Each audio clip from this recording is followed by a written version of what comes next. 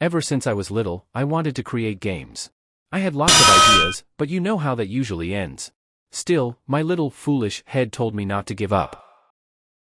I created many different games, which could barely even be called games, but now I've gained so much motivation and skill that in April, I decided to make a game about spleef, known as Untitled Spleef Game. So, it's now September, and the game has some promising results. In the meantime, I also founded a development studio called Lagona. But you know what?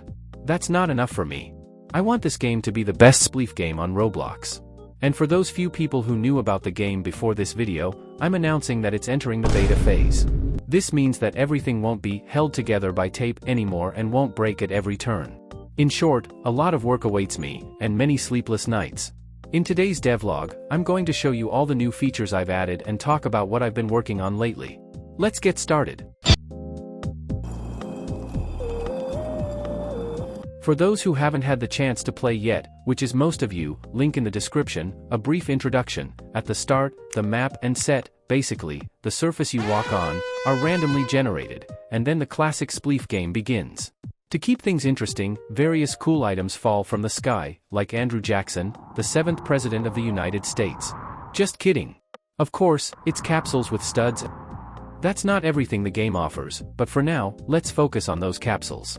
As I mentioned earlier, the capsules can contain many interesting things, but the most important of them are studs, the main currency in the game, which you can use to buy everything. So far, collecting capsules hasn't been very satisfying, so I decided to change that. Now the capsules have new, pleasant sounds, better visual effects, and improved notifications. I didn't sleep all night, but it was worth it. Currently, we have 5 types of capsules.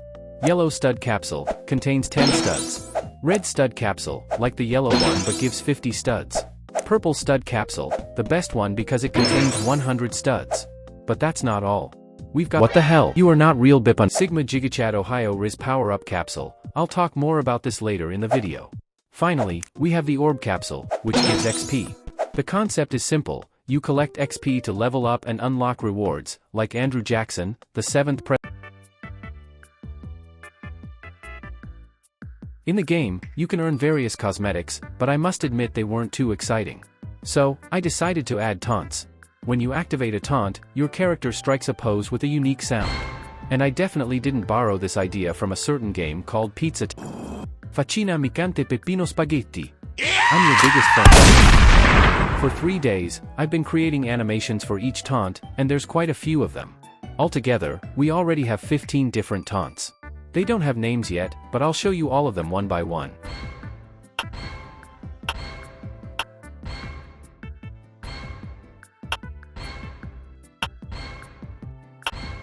Taunts are great because they can be made faster than other cosmetics, so I can introduce them in large numbers without any problem.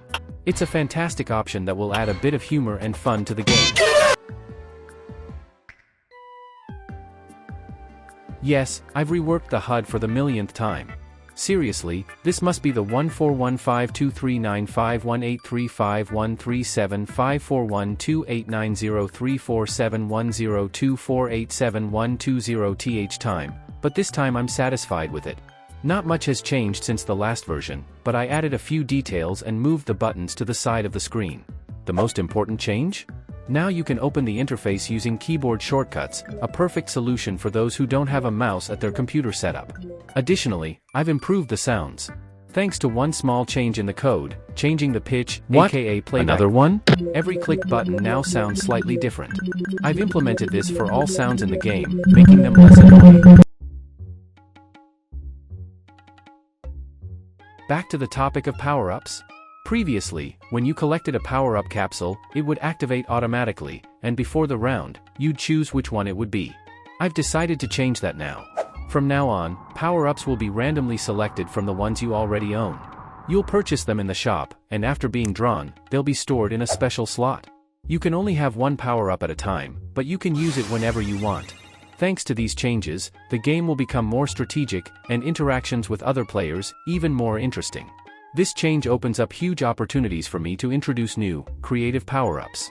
For example, we have a residential building here with some very important government documents inside, but what does that have to do with anything? This is everything I've managed to get done so far, and I'm really happy with it. I hope you enjoyed what you saw.